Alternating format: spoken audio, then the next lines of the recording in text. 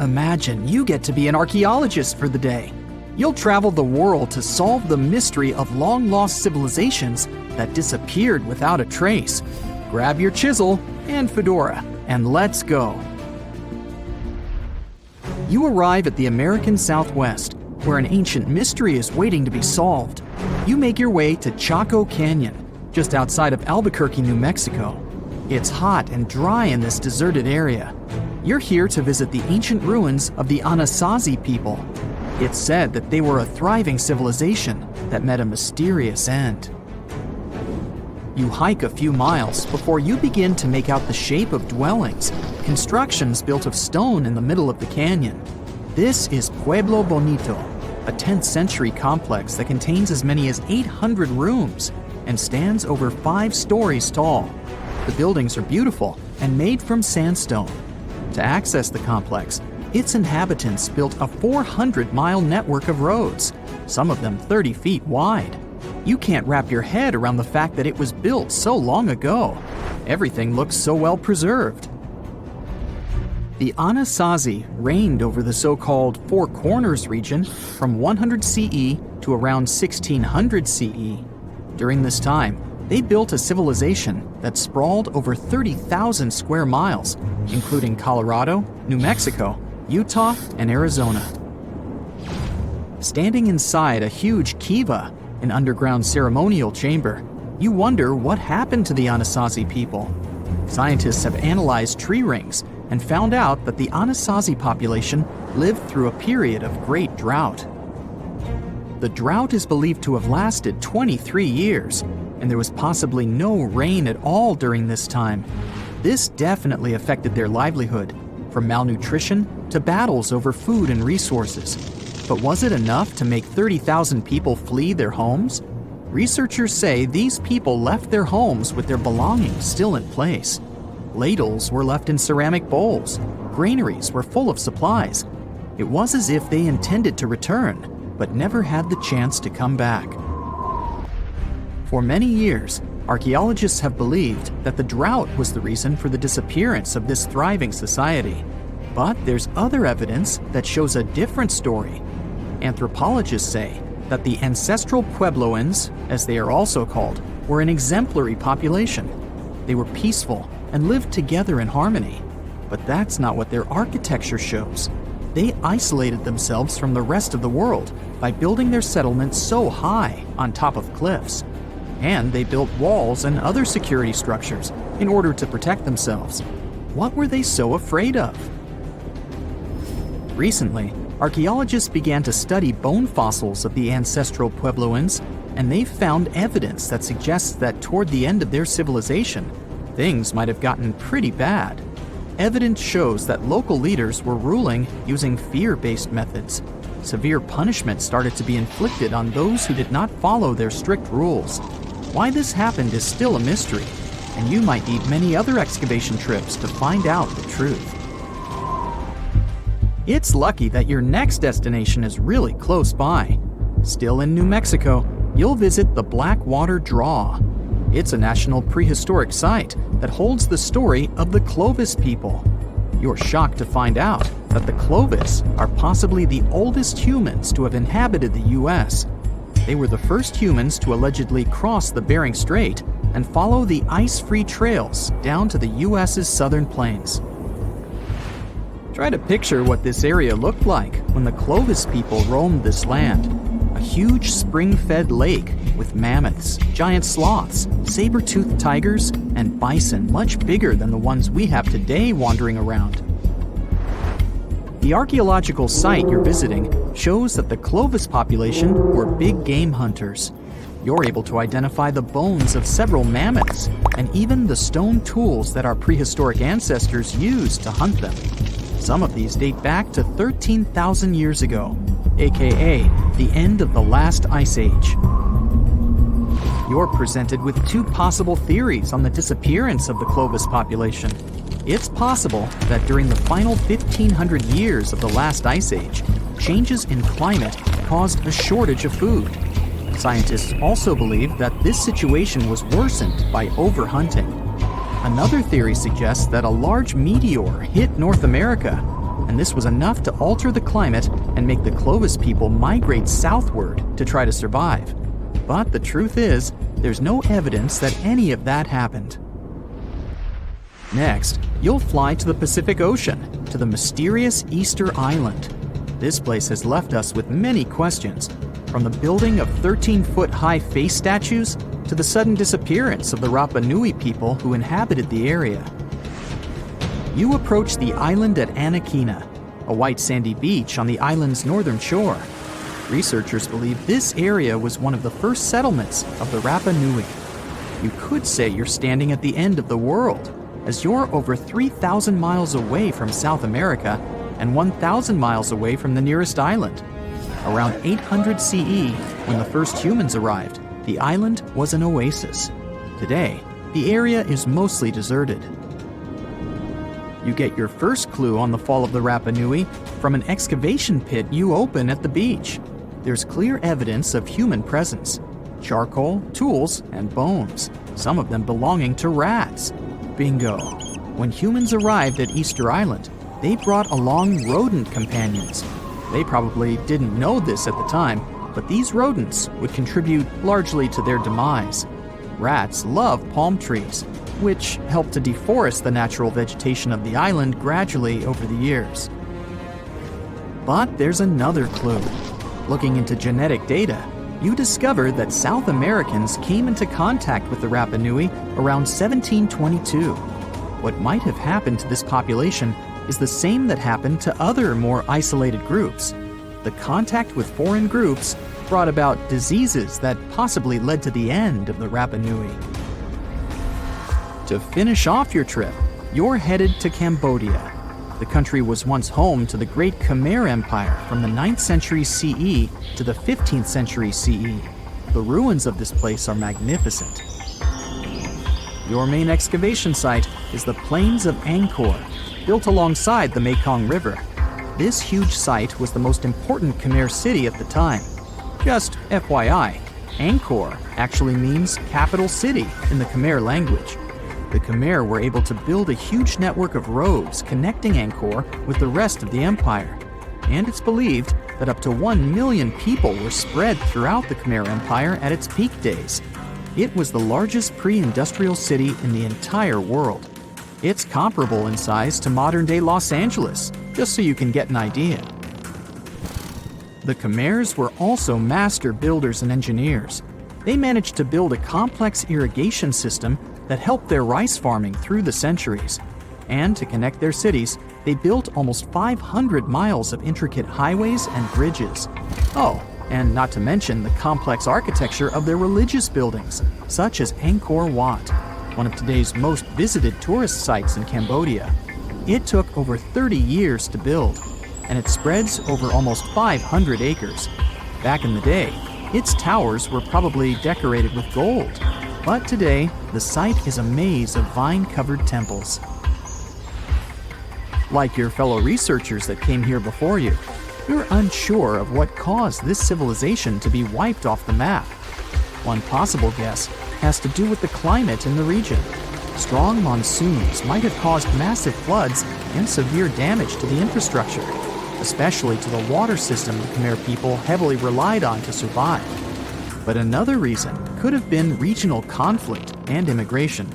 Toward the end of the 15th century, the empire started to decline in numbers, and this could have weakened its strong power. You might not go home with many answers, but you've certainly learned a lot, huh? You're walking down the street. You see a strange-looking antique shop called Ageless Trinkets of Mr. Bright. You're curious, so you enter there. You take a look at all the weird stuff. Suddenly, an old folded parchment paper catches your attention.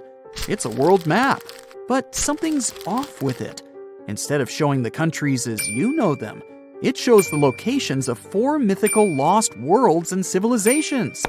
Mr. Bright, the shop owner, comes next to you after realizing your shock. This map won't let you find these places or anything, but I can explain to you the legends behind them if you want, he says. Let me begin with Atlantis. You might know it as Aquaman's underwater kingdom, but Atlantis, the fictional island, was actually first introduced in two of Plato's works. According to him, Atlantis was a highly advanced civilization that existed about 9,000 years before his own time, and its story had been passed down by poets, authors, and others. He wrote about Atlantis and its citizens to give a moral lesson and to teach about the dangers of arrogance, as well as the eventual downfall of those who are after too much power. In his dialogues, Plato stated that Atlantis was a great and powerful empire that was respected in all parts of the world. It was founded by beings who were half deities and half human, and became a great naval power after a while. Being an island filled with gold, silver, and other precious metals certainly helped their case. But besides that, it was also known for its breathtaking architecture and state-of-the-art technology, as well as its countless rare and exotic wild animals. Atlanteans were proud of their great achievements and the perfection of their civilization, but their excessive pride was going to bring their downfall. They believed they were so superior that they could gain control over any nation. This led them to launch a series of invasions. They conquered many of the Mediterranean lands, but when it was time to enter Athens, Athenians pushed back with an extraordinary force, so the Atlanteans were finally defeated. Plato stated that deities then got angry at Atlanteans because of how wicked, greedy, and immoral they became. So they punished them by sending earthquakes, which caused Atlantis to sink beneath the sea. Although the earliest written records of Atlantis were Plato's works, some people still believed his story to be based on truth and tried to identify the island of Atlantis with actual countries. Some people suggested it may have been located in the Mediterranean Sea, near the coast of Spain or Italy. Others thought it may have been located in the Caribbean, off the coast of Central or South America, but there was no solid evidence to support any of these claims.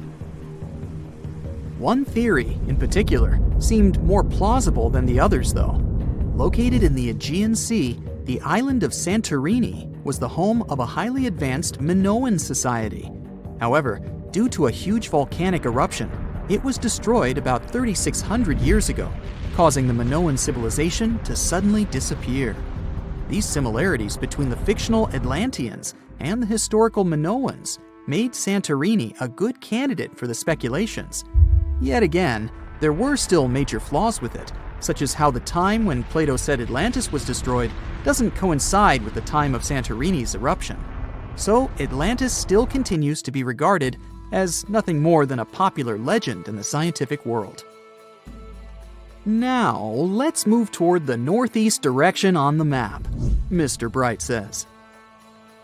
According to Celtic Breton mythology, there once was a magnificent city called Ys, also known as Caris, that towered over Douarnenez Bay in France's Brittany region. It was the most wealthy city in the entire Atlantic. It was especially famous for its beautiful gardens and buildings, and its citizens were all living comfortably and happily there. Dahut, who was King Bradlon's daughter in Breton legends and literature, had a deep love for the sea. She begged her father to build a city at the edge of the sea, and that is how the city of Ys was established. Little did she know that she would be the one responsible for the destruction of her father's beloved gift. You see, since the city was surrounded by the sea, it needed to be protected by a dike equipped with floodgates, and these gates could only be opened at low tide.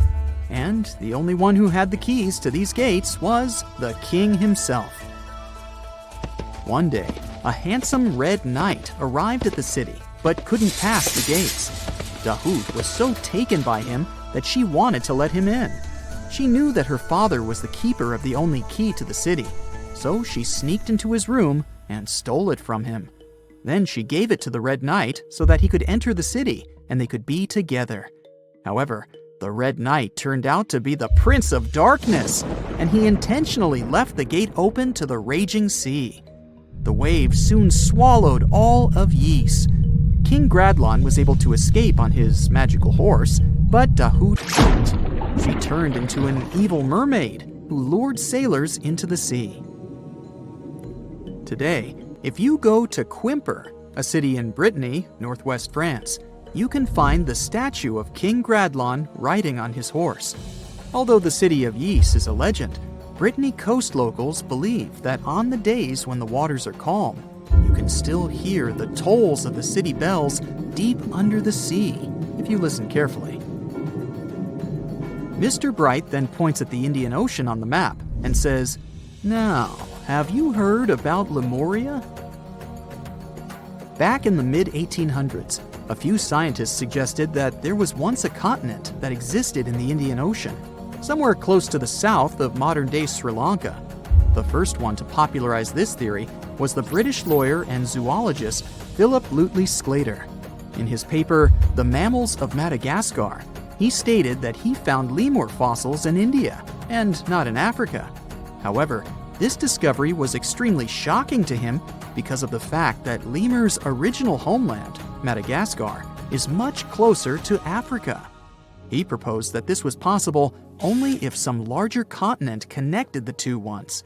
He stated that this continent must have eventually sunk to the ocean floor. He then named it Lemuria, and hence the theory was born. People who came after Sclater took his theory a step further and thought that Lemuria was also the home of an extinct race of humans called Lemurians, who had 4 arms and enormous bodies, and were also the ancestors of modern-day humans, as well as lemurs. Of course, as new scientific discoveries were made on plate tectonics, evolution, and the study of DNA, the theories regarding the fictional continent called Lemuria were debunked. The last fictional land on the map is Agartha, Mr. Bright says. Taking its roots from Eastern mysticism, one legend says there's a kingdom called Agartha that is located deep beneath the surface of the earth. It's where all 4 corners of the world are connected by paths and tunnels. It is said that there's a secret entrance into Agartha hidden in the Gobi Desert, and it's built by Agarthans themselves using advanced technology that can't be detected by us, the surface folks. According to some beliefs, Agartha exists to counterbalance the energies of those who live above the surface. While we live in a state of rush and heightened emotions, this world beneath us is the total opposite. Some even say that those who escaped Atlantis fled here to continue their lives inside the Earth's core. And yet, others think it's actually a land that's crawling with all kinds of monsters. But there's no need to be scared, since modern science proved Earth's core is not actually hollow and is a solid hot iron ball. So you can cancel your journey plans to the center of the Earth if you've made any. Thanks, Mr. Bright. Now, let's assume that another species, whether humanoid or dolphin-like, could have existed millions of years ago. How do we find their traces? There was a Doctor Who episode about a non-human industrial civilization on Earth that existed long before us. These reptiles, called Silurians, were forced deep underground by a catastrophic rise of temperatures on Earth, and there they thrived for centuries. That inspired scientists to create the so-called Saluan Hypothesis. If there was an advanced civilization before us, we should find their traces somewhere. Well, let's try.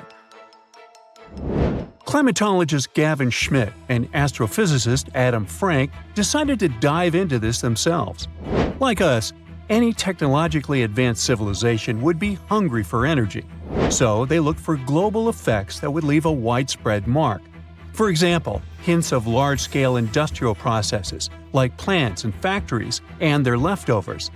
Then comes the question of how long these civilizations would last. If they existed for a long time, we should look for long-lasting signs, like residues from burning fossil fuels, mass extinctions, synthetic chemicals not found in nature, and even traces of nuclear fission. Basically, we should search for the same kinds of things that humans are currently leaving behind as evidence of our activities. Unfortunately, this evidence isn't that easy to find. Let's imagine an unsettling scenario if humanity suddenly disappeared. Even though it seems like we've left a lot of changes on our planet, the future civilization millions of years from now would struggle to find any remnants of our existence. Why? Well, our planet has existed for 4.5 billion years. Complex life on Earth has existed for more than 400 million years. Compared to that, our industrial period only lasted around 300 years, and we haven't left any significant traces. Our record of Earth's history is full of gaps, especially the further back you look. The fossil record captures only some things, being very selective and incomplete. On average, one fossil emerges every 10,000 years, and dinosaur footprints are even rarer. Mountains rise, oceans change, and plate tectonics can easily wipe out evidence of entire civilizations. After a couple of million years, chances are any physical signs of a civilization would disappear. In order to find at least something, we have to look for things like odd sediment patterns or unusual isotopic ratios. Also, fossils mostly form in water, leaving us in the dark about creatures on land or in the jungles. So even if there was a technologically advanced society millions of years in the past, and even if they were far more advanced than us, we might struggle to find any clues of its existence. Frank and Schmidt try to understand how we could ever hope to spot signs of them. Discovering actual cities would be the ultimate proof of a Silurian-style civilization on Earth. But Adam Frank isn't too optimistic. Even now, our cities cover less than 3% of the surface, making it easy to miss ancient city ruins. Whether a city survives over tens of millions of years depends on whether the land around it is sinking, getting locked into a rock, or rising, getting worn away by rain and wind. So, places like the French Quarter in New Orleans might have a better shot of making it into the geologic record than, say, Haight-Ashbury in San Francisco. When it comes to finding artifacts, the odds are pretty slim as well. No prehistoric iPhone would survive millions of years, fancy glass or not. Finding their fossilized remnants might be a bit more promising, but it's still tricky. Considering modern humans have only been around for about 100,000 years, it's quite possible that we might overlook any traces of an earlier advanced species. There is one thing, though. We could stumble upon their traces in rocks. Our current chaotic era might leave a distinct mark on the Earth's geological history, especially since we're basically experiencing PTM 2.0. I'll get to that in a moment. So they try to look at the changes in the carbon cycle. Humans have been releasing a lot of fossil carbon since the 18th century. This leaves a special mark in the carbon isotope ratio, like a signature that shows the difference between carbon in living things, such as seashells, and carbon in lifeless volcanic rock. Scientists also look for signs in the way sediments are arranged. Large coastal deltas might mean that there were bigger rivers made by folks in this hypothetical civilization. Traces of nitrogen could suggest big-scale farming, where they used a lot of fertilizer. Spikes in metal levels in the sediment could mean runoff from heavy industries. Of course, a single find like that wouldn't tell us anything. Schmidt says the key is to look for multiple signs together. Without clear artifacts, the uniqueness of an event might show in various clues rather than a set of changes linked to a single cause. On a quest for Silurian-style clues, scientists even decided to check the Moon. Some astronomers find it surprising that no one has looked into this before.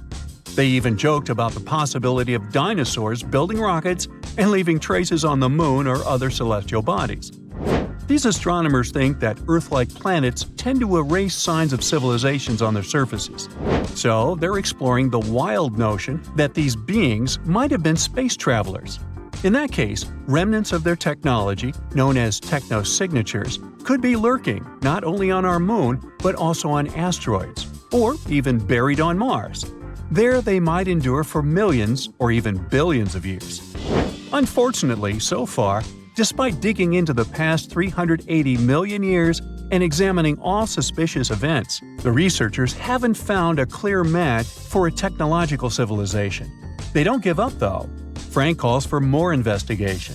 For example, we could study how modern industrial chemicals stick around in ocean sediments. This, he believes, could help us identify similar chemical traces in the Earth's history.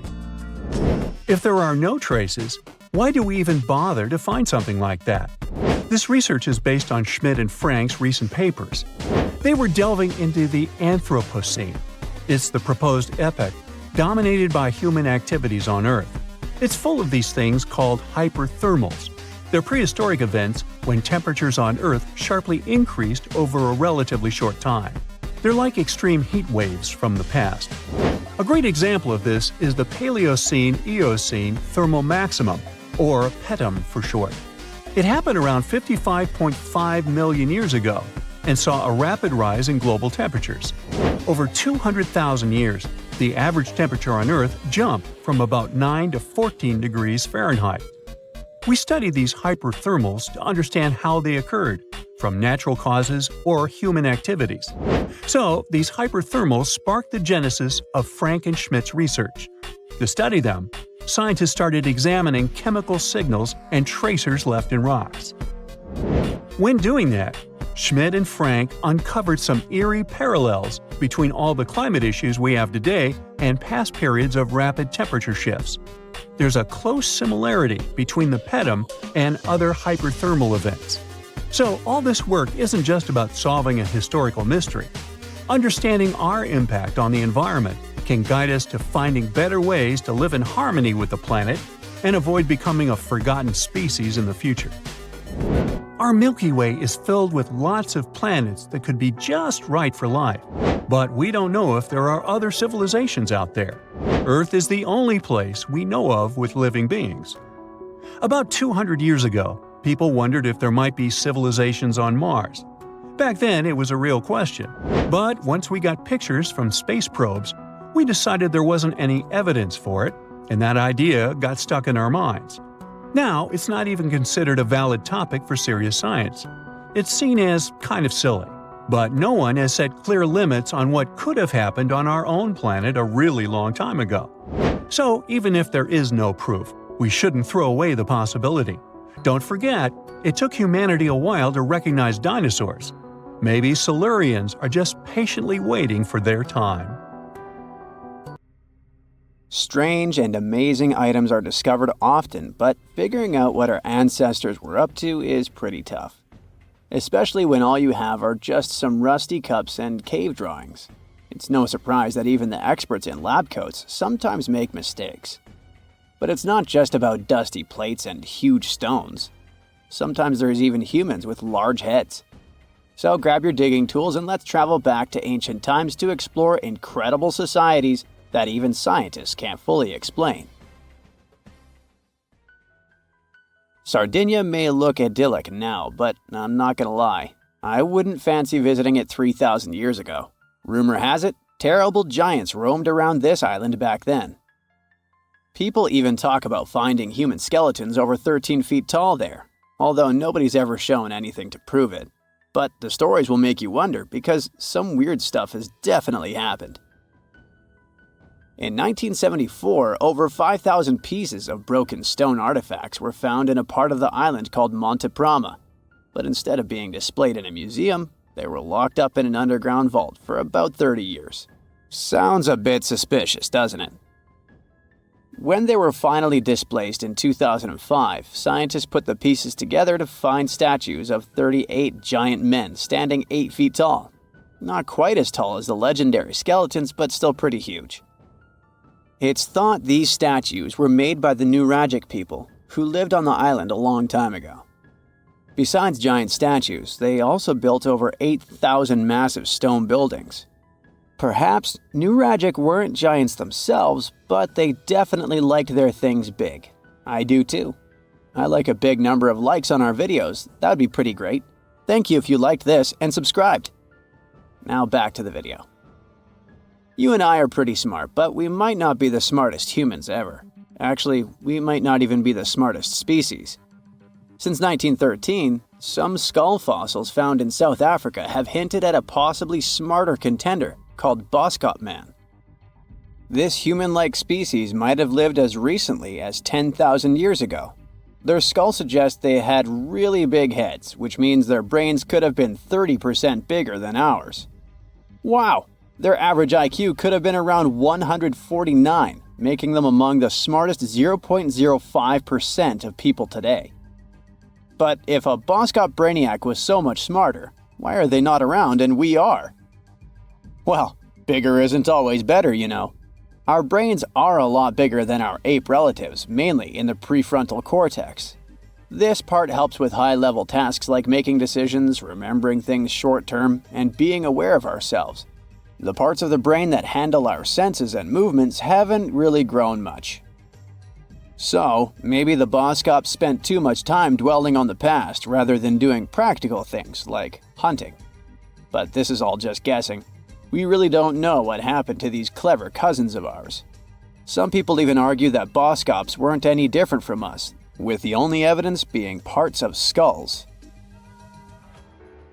The jungle is huge. Did you know the Amazon rainforest is home to about 30% of all the world's plant and animal species? That's impressive.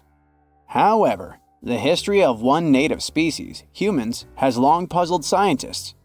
The mysterious Kasarabe people lived here for hundreds of years and then vanished around 1400 AD. People thought the Amazon only had a few scattered tribes, but recently we discovered big, unusual shapes in the ground called geoglyphs. These might look like simple shallow ditches, but they're actually the remains of a vast civilization that spread over 5,000 square miles and includes about 450 markings, some as wide as 1,300 feet. That's insane! They likely contained ceremonial buildings and could have hosted up to 1 million people as recently as 550 years ago. Thanks to new technology like LiDAR, which uses a safe laser to map the forest without harming it, we can explore deeper. In 2019, some scans showed miles of raised roads and pathways and even pyramids over 70 feet tall. They found 26 separate settlements, 2 of which were at least 250 acres each. Damn, that's like 330 soccer fields. It's not certain what happened to the Kasarabe people. Maybe European conquistadors drove them out. Maybe the most baffling ancient civilization is one we've never actually found a trace of. Yep, I'm talking about Atlantis, the grand city that supposedly sank into the ocean.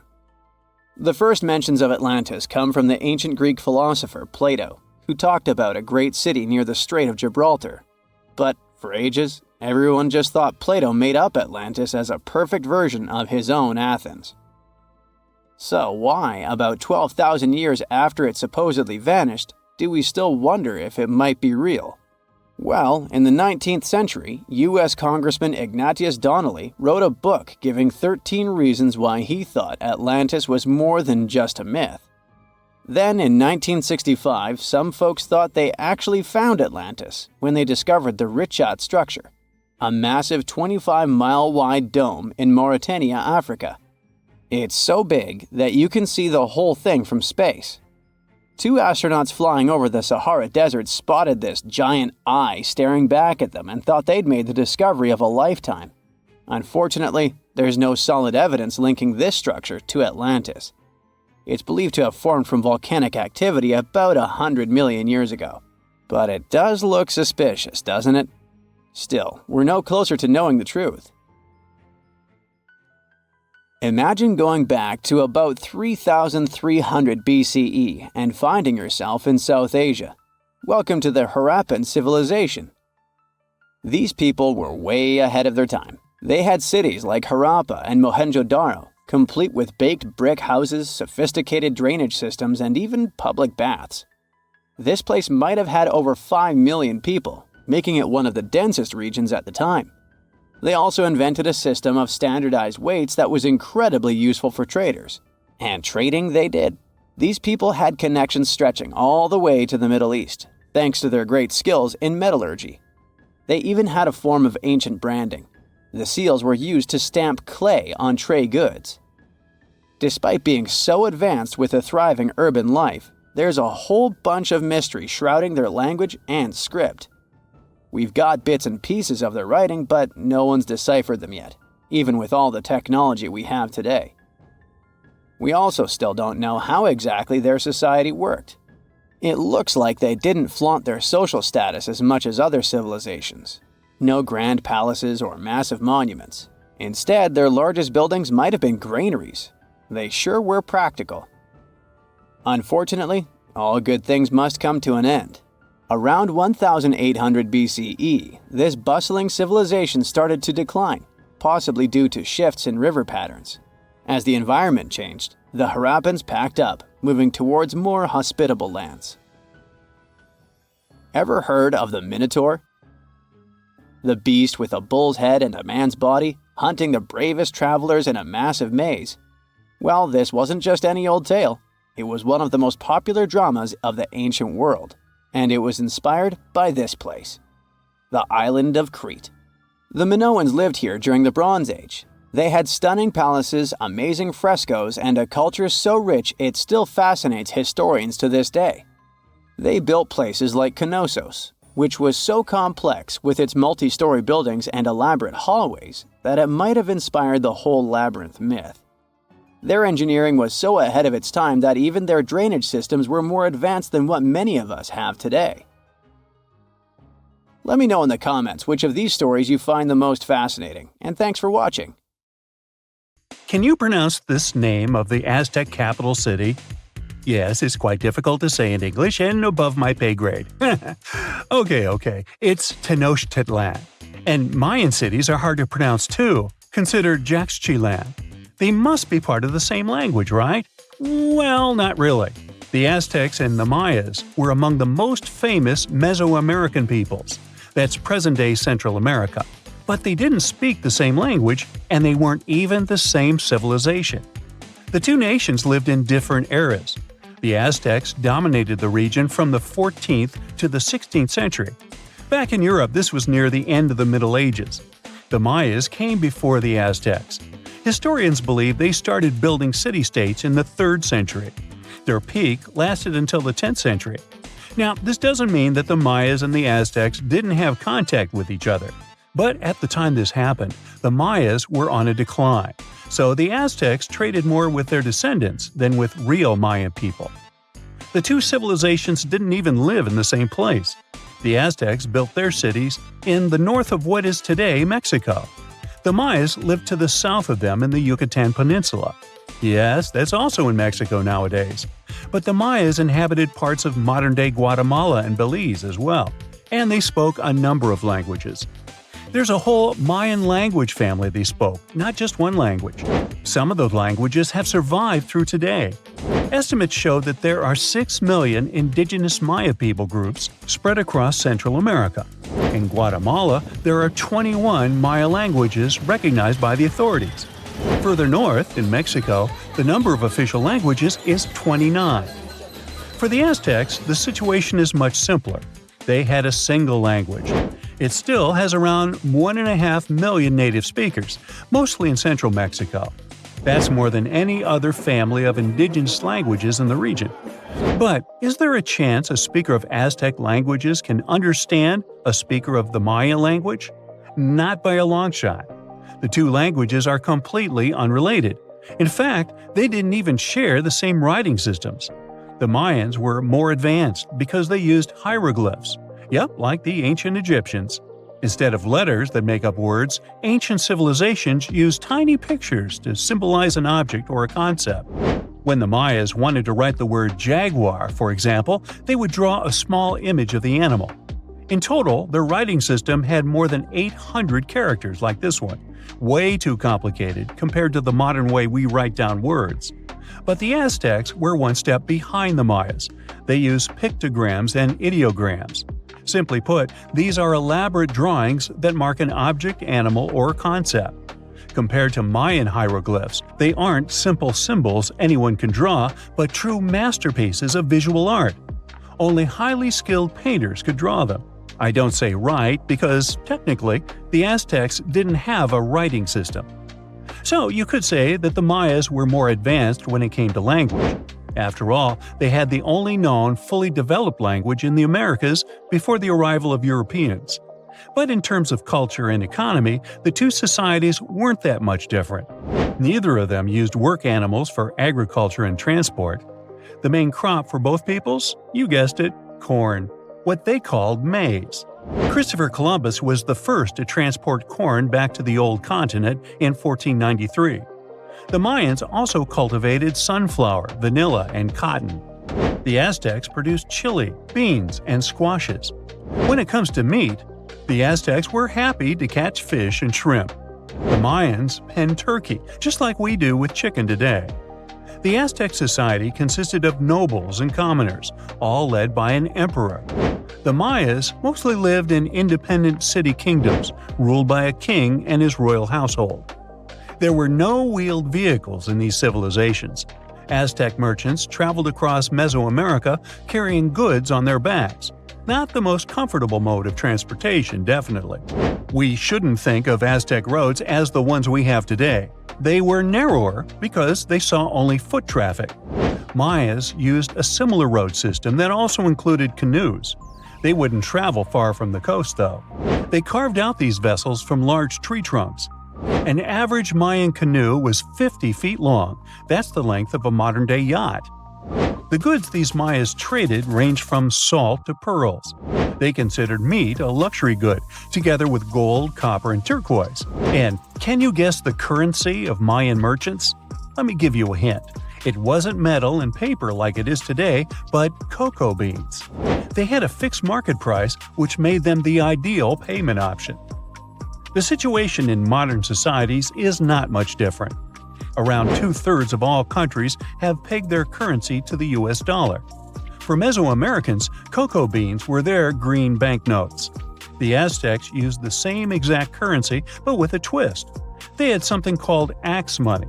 One axe was worth 8,000 cacao seeds. I bet their exchange offices were fun places to work. When it comes to minerals, jade was highly esteemed in both cultures. The Mayas and the Aztecs made tools and ornaments from it. These peoples believed jade brought beauty and long life to the person who wore it. Their jade mines were located in present-day Guatemala. And remember that city from the beginning that we could hardly pronounce? The founding of the Aztec capital gives an insight into the belief system of the whole nation. According to legend, the Aztec deity told them to build a city in the place where an eagle sits on a cactus with a snake in its talons. They saw this happen on an island in a lake. This is where they built the city. If you want to find it on the map of Central America today, look for Mexico City. That's the site of an ancient Aztec capital. It even got its name from the ancient nation, because Mexica was an alternate name for the Aztecs. They constructed the city on small artificial islands. It was slightly bigger than the surface area of London Heathrow Airport. The Mayas didn't have a capital city as we know it today. Their civilization spanned across 40 cities. These settlements had a population of 5 to 50,000 inhabitants. Today, these sites could be classified in terms of size as small American towns. But the total number of Mayan cities is not final. Archaeologists keep discovering new ones deep in the jungle of the Yucatan Peninsula. Quite recently, researchers unearthed a new site in the southeast of Mexico. They found a number of stone columns and named the city after the Mayan word for it. Back in the day, the city was part of the central Maya lowlands. Today, this region is covered with thick jungle. The Maya abandoned their settlements in this area around the 8th and the 9th century. Historians still cannot agree on why this happened. Some claim overpopulation was the main issue. Others argue the trade routes collapsed, so Mayan cities couldn't flourish anymore. Whatever the case, northern Mayan cities lived on. The descendants of these peoples were there when the Europeans stumbled upon them several centuries later. The Aztecs were also present in today's Mexico at this time, but contact with a foreign culture didn't bring them much good. There was an outbreak of smallpox that sealed the Aztecs' fate. This doesn't mean that this American nation left the world stage forever, though. Every time we say words like avocado, chili, guacamole, chocolate, and coyote, we're actually reviving the Aztec language. These words are present in pretty much every language on the planet. Mayan words also entered modern English. Linguists argue that the word shark actually comes from a Mayan language. This is the word these ancient Mesoamerican people used for fish. Both ancient civilizations left behind pyramids, and they look very similar in style. The only hint that can help you differentiate between them is that there are way more Mayan ruins that still exist today. Finally, regarding maize, or corn as we call it, there's a story among the Maya descendants that their process of harvesting corn back then was called amazing. Get it? Maize, corn? Okay, I made that up. You're not surprised, are you? At some point in its long and very interesting history, our dear planet Earth was sort of snoozing, just doing its planetary thing, spinning around the sun. And then, bam, life starts getting fancy. Plants and animals start strutting their stuff, showing off their complexity. Fast forward a bit, about 65 million years ago to be exact, and a cosmic disaster strikes, or at least that's what we presume. An asteroid probably smashed into Earth, wiping out the dinosaurs and other big animals. We can't pinpoint specifics about the asteroid, but we do know that it was extremely large and it crashed into our precious planet, creating a dusty mess that settled everywhere. You can still find remnants of that dust layer in sedimentary rocks today. If you dig beneath it, you'll uncover a whole bunch of fossils. These prehistoric creatures were living it up before the asteroid crashed the party. Think of it as the planet going on a cleaning spree, leaving a bunch of empty spaces waiting to be filled. And guess who took the opportunity? Mammals. These furry little critters were the ones to rise to fame. But why is it that this disaster became such a great opportunity for mammals? It's pretty simple, actually. With no big bullies around, they grew, multiplied, and had a population expanse. All kinds of mammals joined to fill in the blanks. Primates, rodents, basically, the whole furry gang. We're talking about placental mammals, marsupials, and even egg-laying mammals, adding some serious variety to the mix. We like to think of primates as our closest relatives here on Earth. What's their story? Well, around 63 million years ago, just a couple of million years after the dinosaurs' final dance, the primates decided it was time for a family reunion. They split into two groups, the dry-nosed primates, who became the cool monkeys and apes we know today, and the wet-nosed primates, who went off to become lemurs and aye-ayes, hey-hays. The fun didn't stop there. About 58 million years ago, the dry-nosed primates began their own little mission. One special guest called the tarsier, arrived on the scene, featuring big eyes that were perfect for late-night shenanigans. This tarsier took a different path from its primate relatives, embracing its unique niche and evolving separately. To this day, the tarsier is the only primate that feeds exclusively on meat. These little guys have a taste for insects, small birds, rodents, and even lizards. But that's not all that makes them unique. Their eyes are twice the size of their brains. Also, their heads can do a full 180-degree spin, just like an owl. Because of their features, the tarsiers are the true kings and queens of the night. With their superpower of ultrasonic tracking, they can spot their prey instantly. Plus, their legs and feet are like springs ready to launch them into action. They've got this special ankle bone called the tarsus, which gives them those epic leaping skills. Hence the name, if you were wondering. But let's leave these little critters to rest and get back to our story, shall we?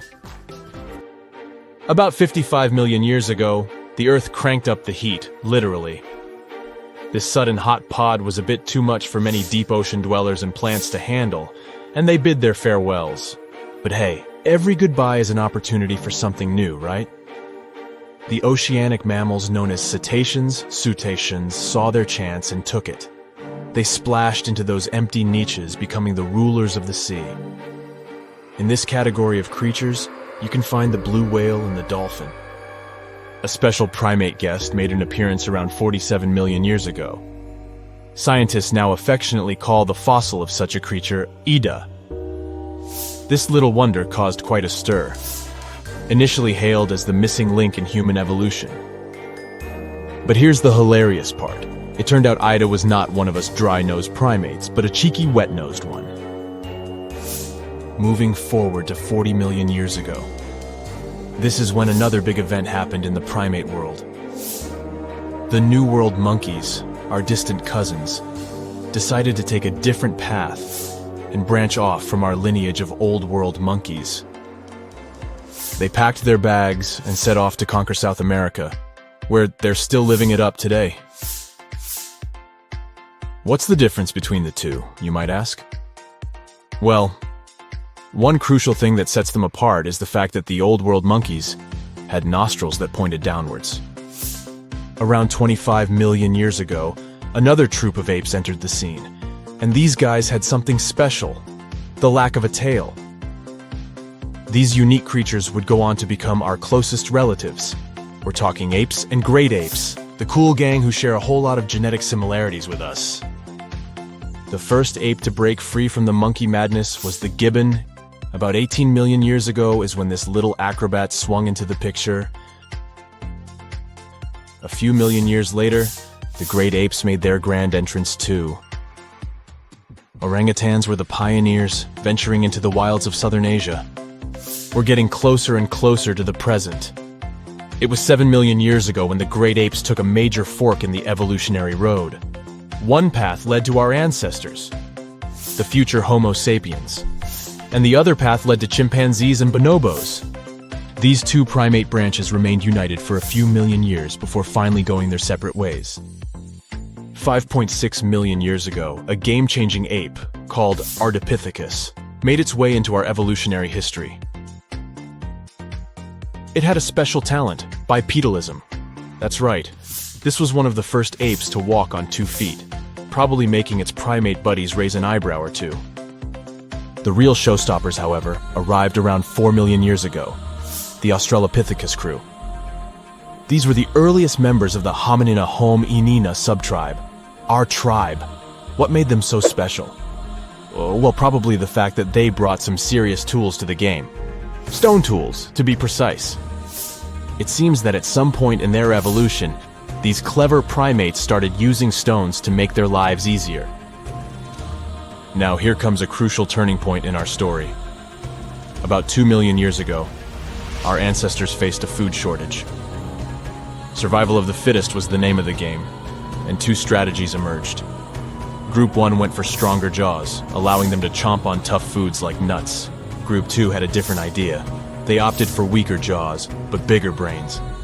They wanted access to a wider range of food options.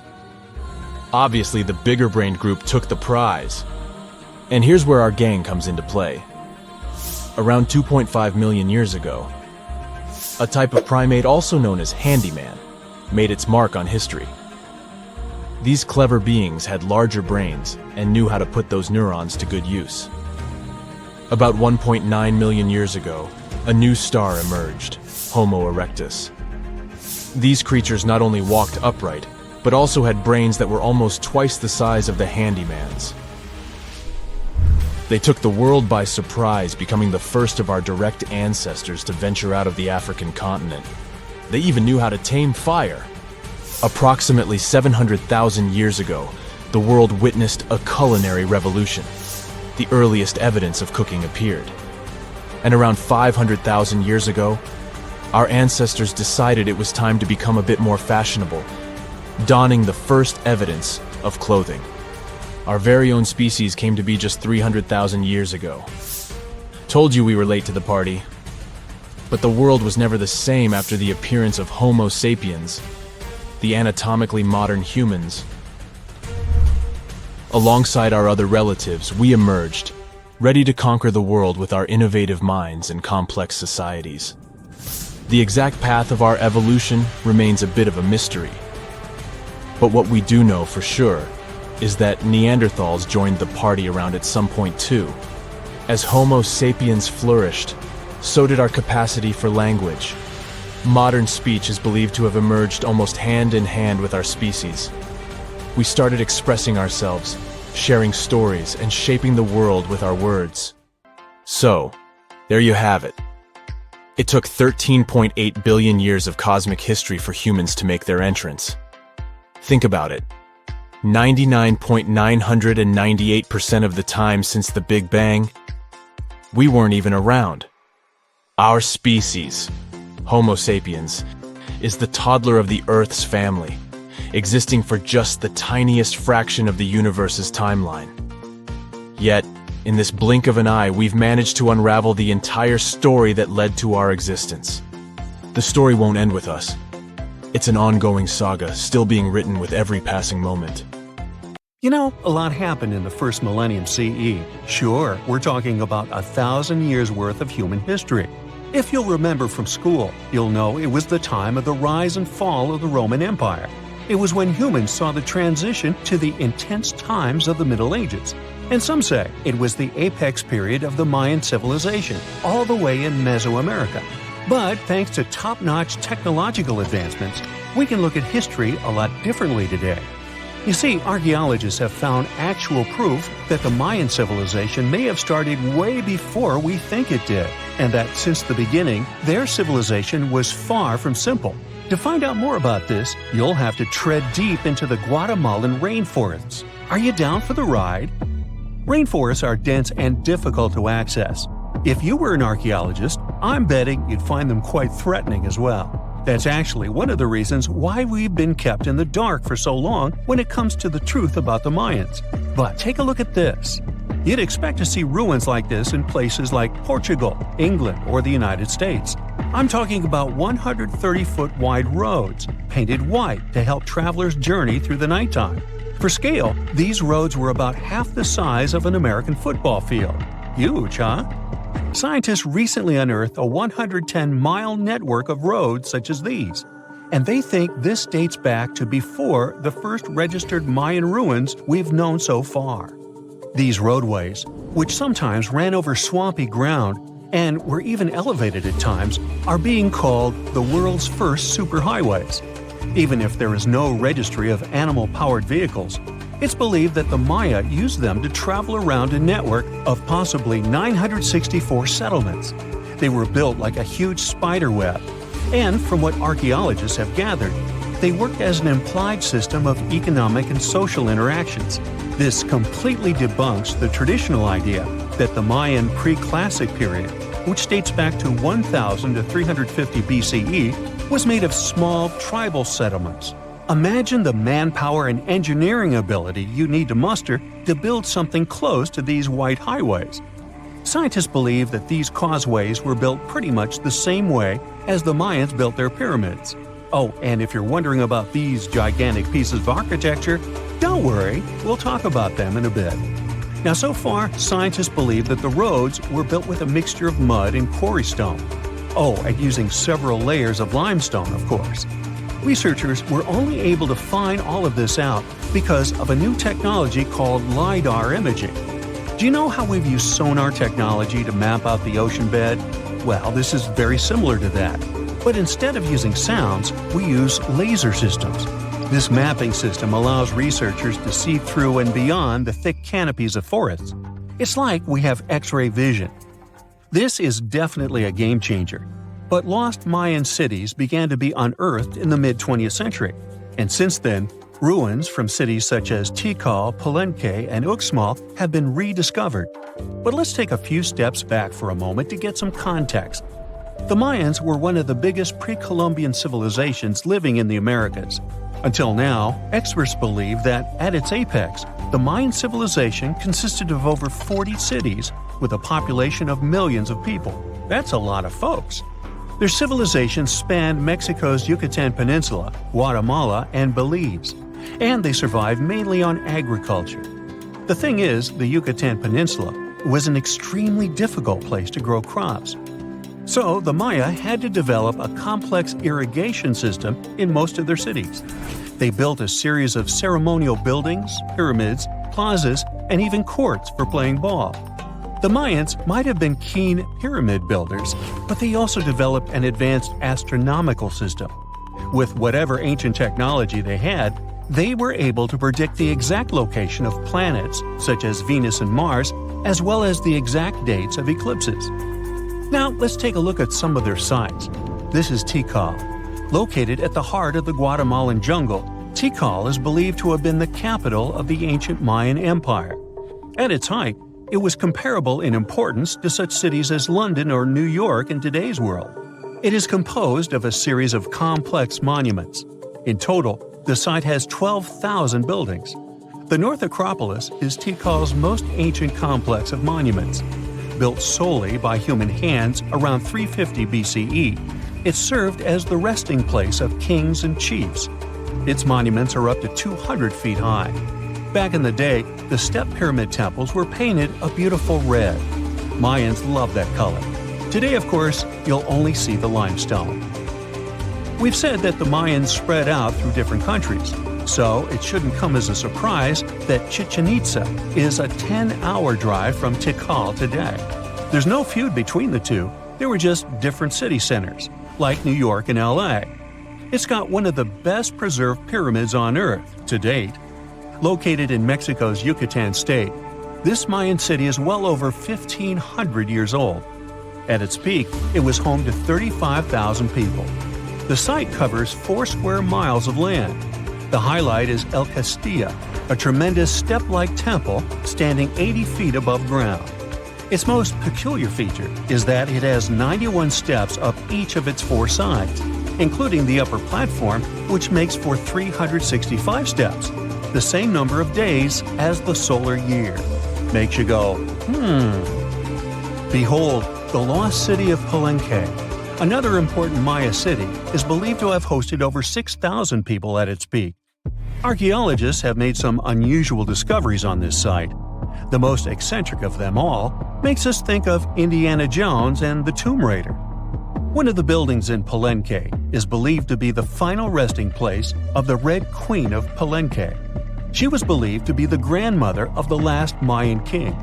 In her honor, a huge monument was built to keep her body after her passing. The discovery of the tomb itself was already thrilling. Archaeologists found an ancient monument when digging at the site back in 1994. The first they saw was a room with a hidden door.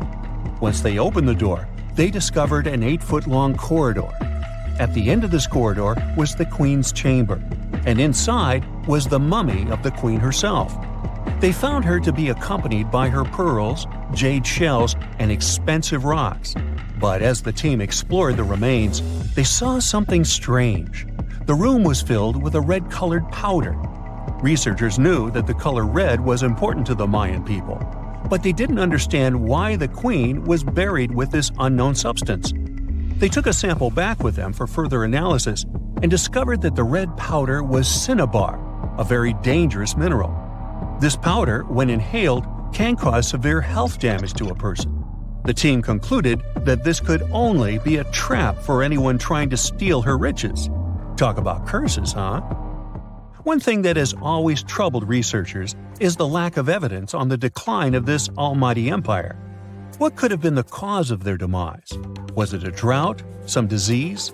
New research in 2017 did shed some light on this issue. Using data from a site called Ciabal, located southwest of Tikal, scientists analyzed radiocarbon data from ceramics and archaeological excavations to extract new information about the unexpected passing of this great civilization. The information shows that instead of a sudden collapse, the Mayans most likely fell in waves of social instability and political crises.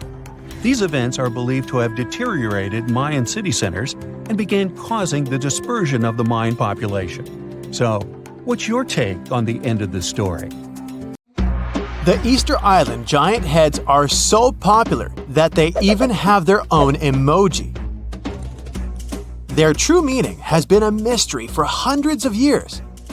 But it looks like we at least know how they were built and transported to their permanent location.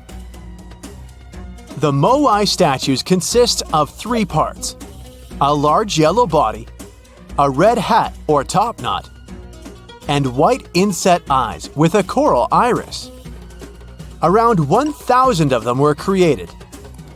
The main bodies of most of the statues were made out of volcanic tuff from a local quarry in what used to be a volcano.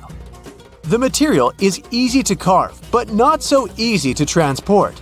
That's probably why researchers found over 300 unfinished moai back in the quarry. The rest of them stand in various locations, facing the villages as if watching over the locals. So, it looks like the statues were carved lying on their backs. Then, their creators detached them from the rock, moved them downslope, and set them in a vertical position to finish the work. Once it was done, it was time to get the statue to its platform.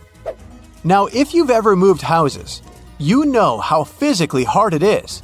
So, imagine having to move a statue that is about half as heavy as a house without a car or any modern equipment for a distance of 3 miles. The locals must have invented some original way of doing it, and scientists tried to recreate it to guess what it was. They tried pulling moai replicas on wooden sleds. They thought someone could have used palm trees for that purpose, but this theory has been debunked. The most successful experiment so far was wielding ropes to rock the statue down the road in a standing position. This method sounds real because the local Rapa Nui legends mention that the moai walked from the quarry. And, of course, they needed a good road to get there. In the early 20th century, researcher Catherine Rutledge identified an 800-year-old road network on the island. It was a bunch of pathways around 15 feet wide going from the quarry.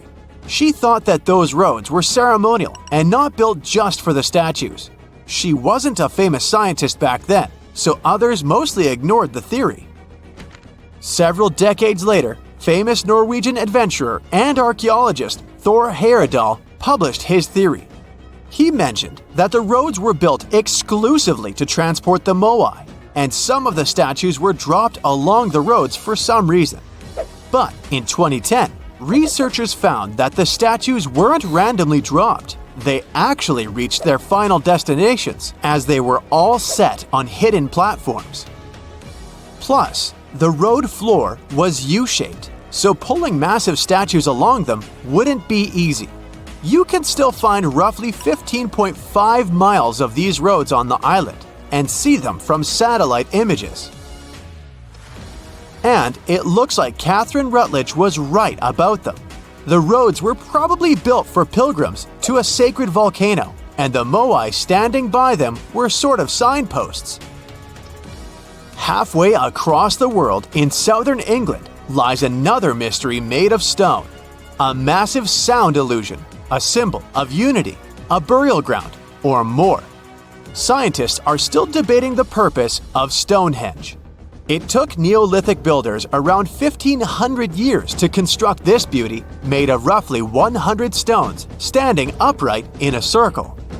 Millions of tourists come to see it every year, and heritage protectors were worried about the modern road snaking close to the landmark. That modern road is now sunk into the ground below the grass level. And even though archaeologists assumed they could find an older road under it, they didn't have any high hopes. But when they took off a layer of asphalt, they noticed 2 parallel ditches that were nearly perpendicular to the road.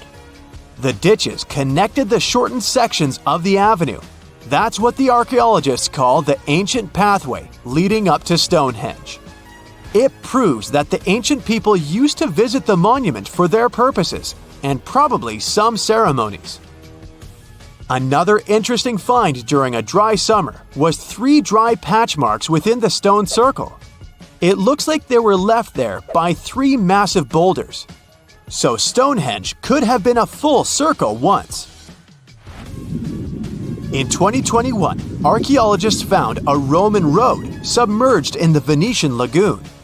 The fact that it runs there on the bottom for nearly 4,000 feet is proof that the Romans were here before sea levels rose and flooded the area.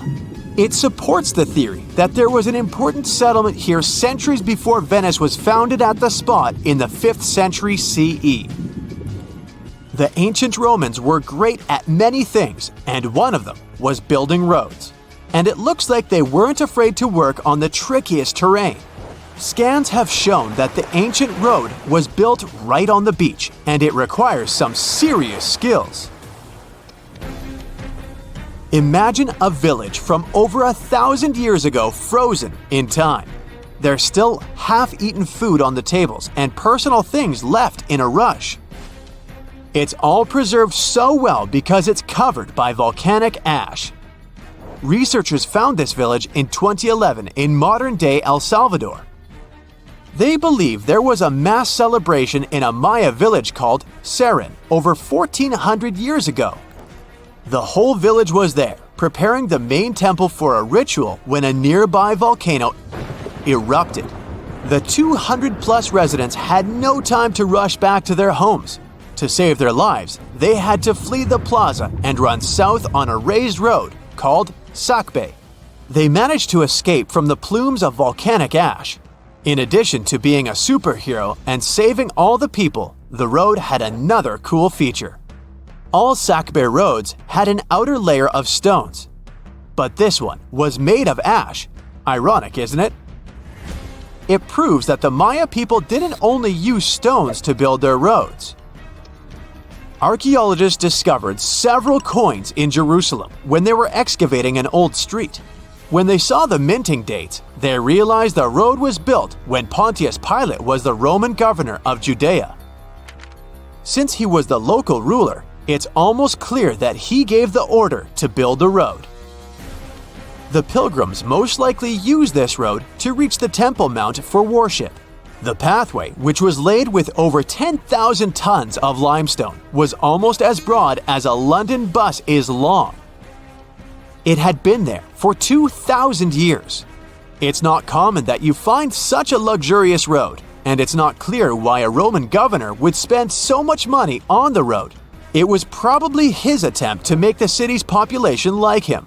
Plus, it was a great way to show he had both money and influence.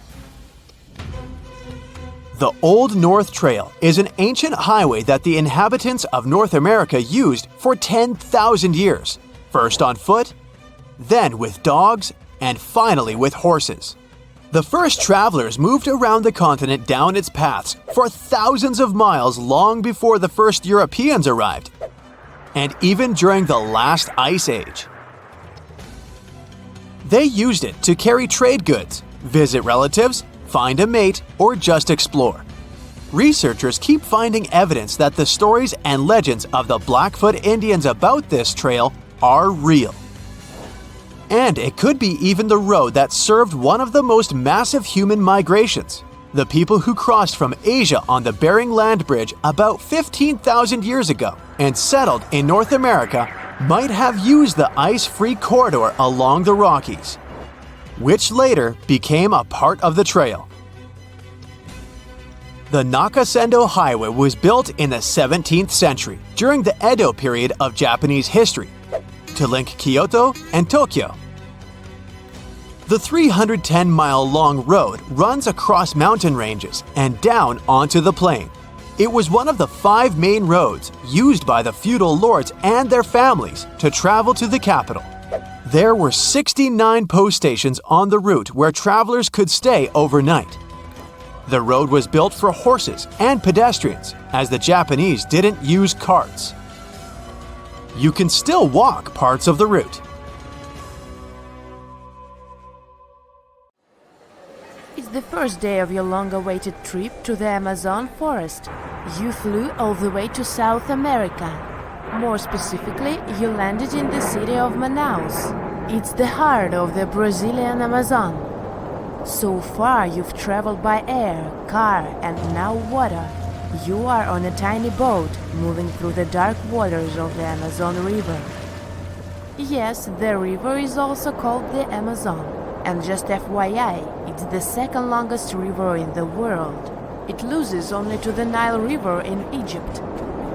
The Amazon sprawls for an impressive 2,700 square miles, beginning in Peru and ending only when it meets the Atlantic Ocean off the coast of Brazil.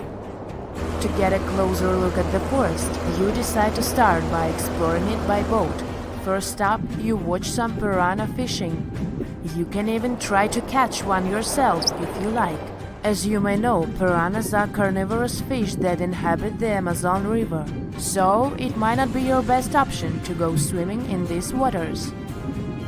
One of the most emblematic species of alligators present in the Amazon River basin is the broad-snouted caiman. It looks pretty much like a regular alligator, except for the fact that it has a yellow chin. Your guide leaves the boat and searches the water to show you a caiman up close. He also tells you of another legendary creature that lives in the dark waters of the river, the pink dolphin.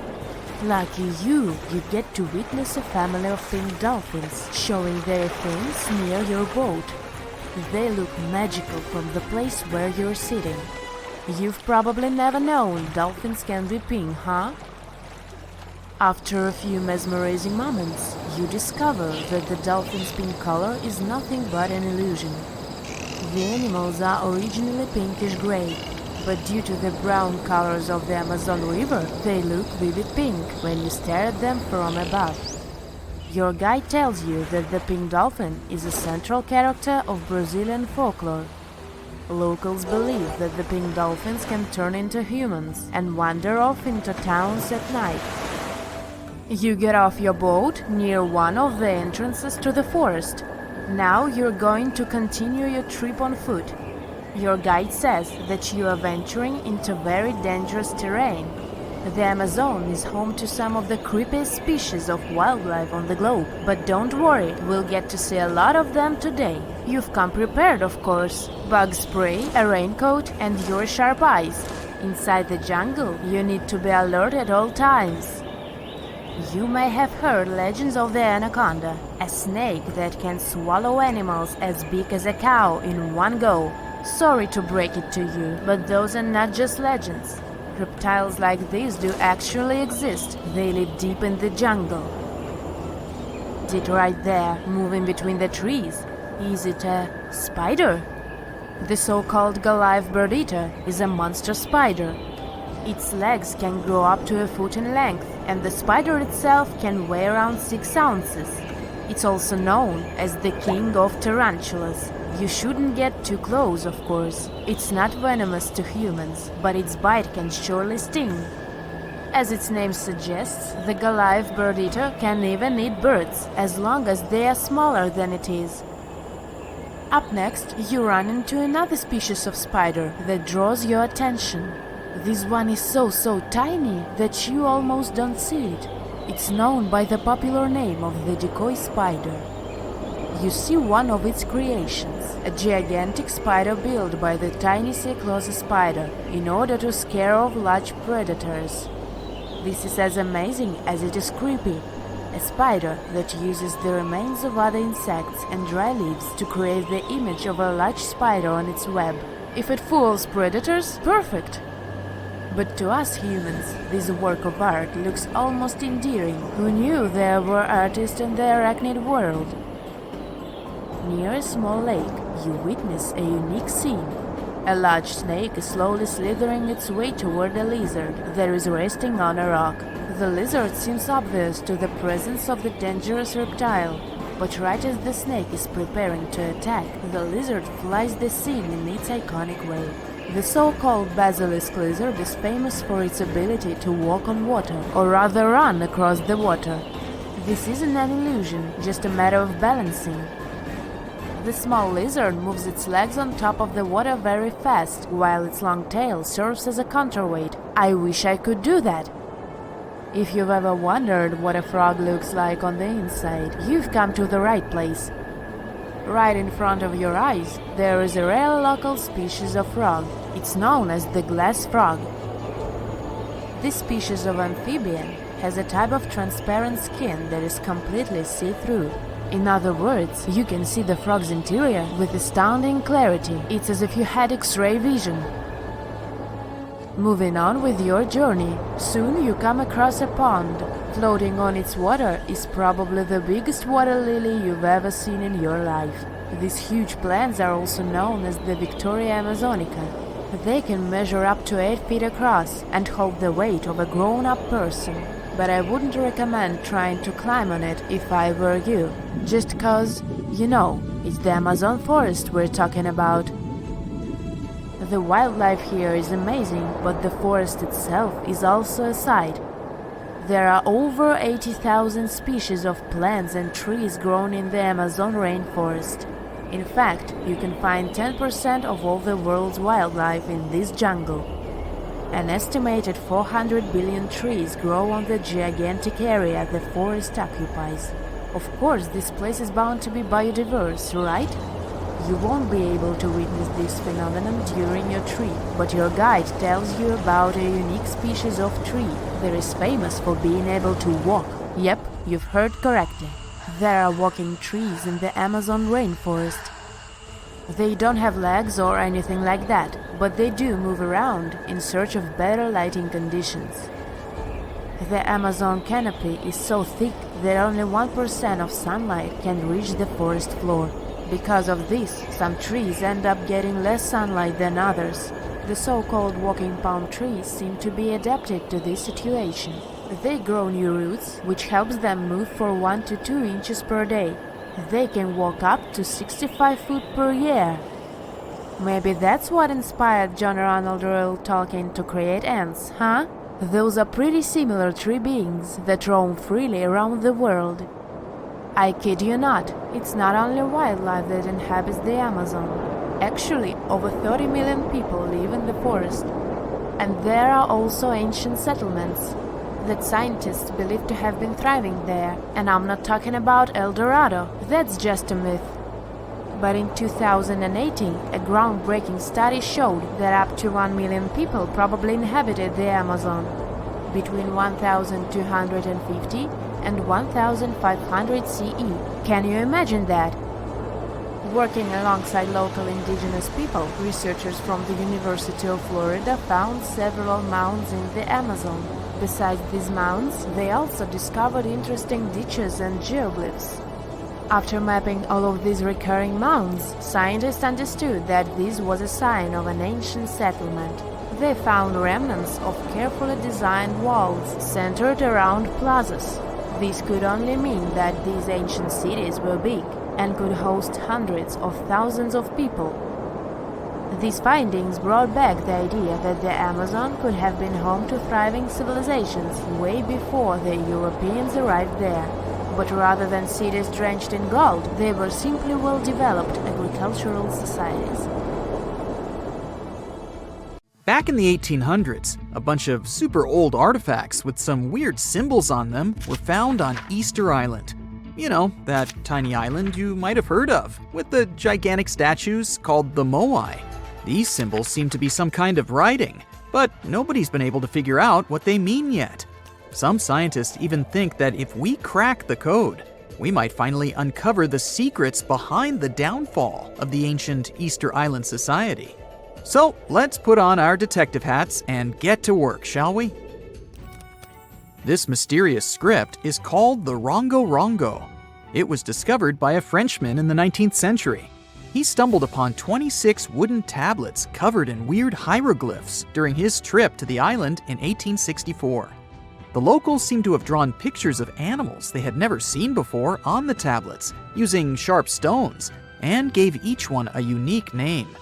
He thought they were pretty cool, and suspected that they might be a remnant of some ancient writing system. Another fun fact about Rongo Rongo: it's a word that comes from the local language of Easter Island, and it means to recite, to declaim, or to chant out.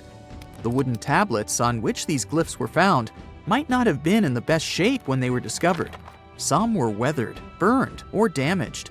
The glyphs were also spotted on a Birdman statuette and 2 other ornaments. These words were written in between lines on the tablets. Some of them were even ridged, with the inscriptions falling within channels created by the fluting. The images themselves are shaped like humans, animals, plants, and geometric shapes. Quite a diverse group. And here's something interesting. Every symbol with a head is oriented with the head facing up, either forward or to the right. The orientation of the writing is itself weird. According to a local tradition, the tools used to make the carvings were obsidian flakes, or small shark teeth. Deciphering these glyphs has proven to be a bit of a head-scratcher.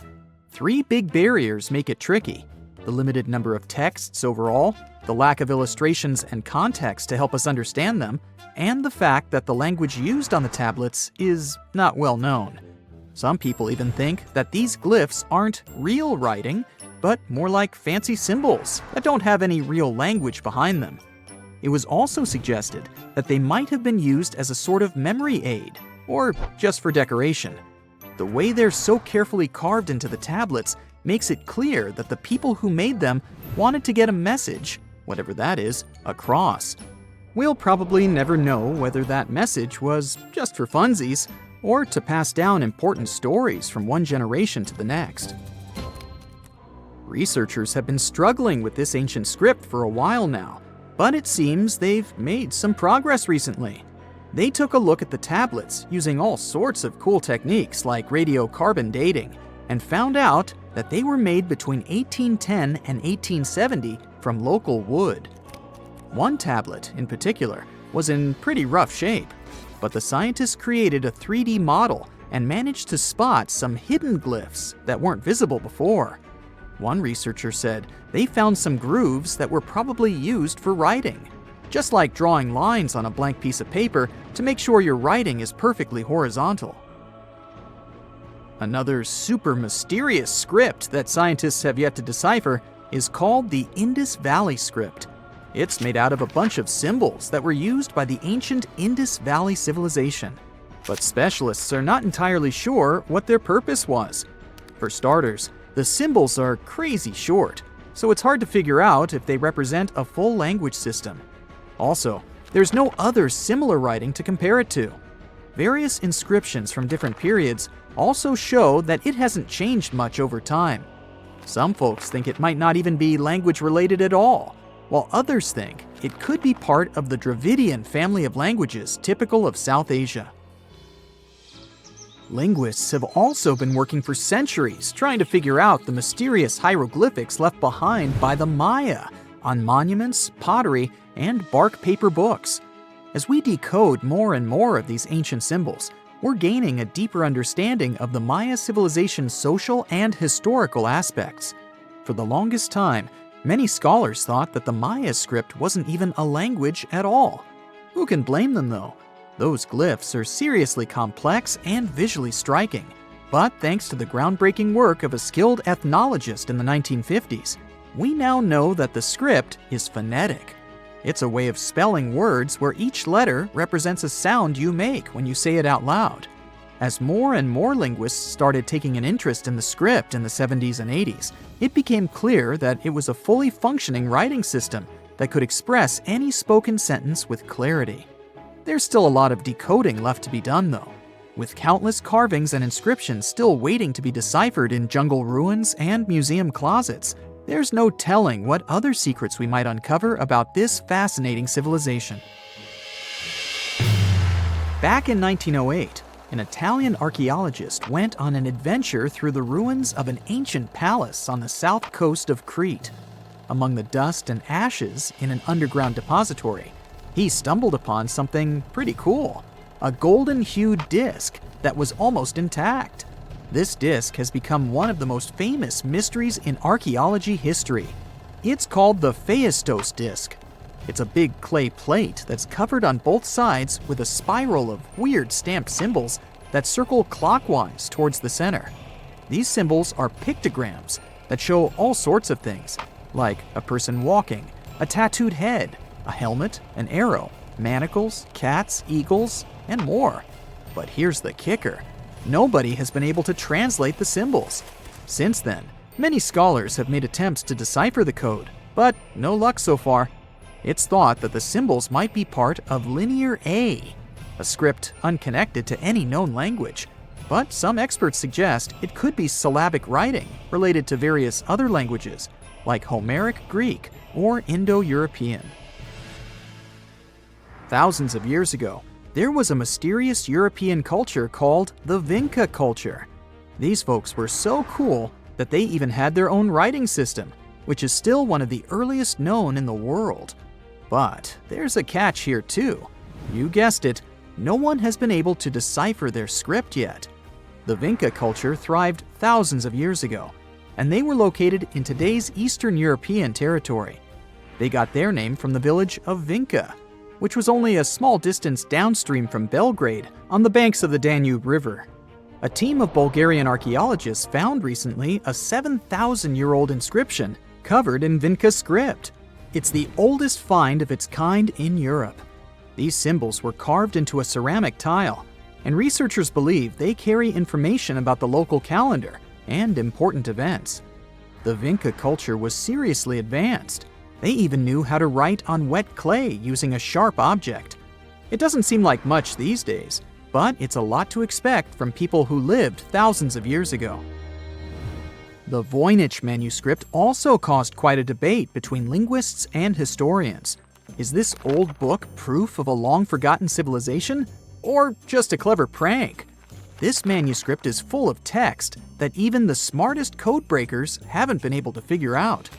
Written way back in the 15th century, it was discovered by a book dealer named Wilfred M. Voynich back in 1912, hence the name. If it's a trick, it's truly convincing. The handwriting is beautiful, and there are even patterns in the text that match up with other languages.